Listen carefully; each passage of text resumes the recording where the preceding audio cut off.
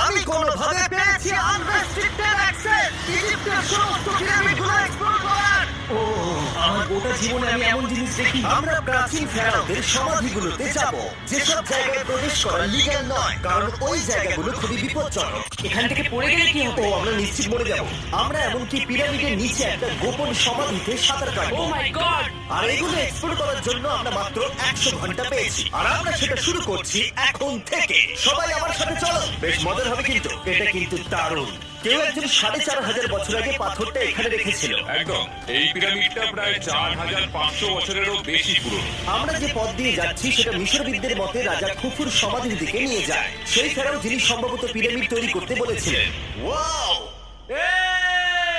এই যে ঘরটা দেখছেন এটাকে বলে গ্র্যান্ড গ্যালারি। আমরা এখনো অব্দি এই পিরামিডে কতটা ঘুরলাম?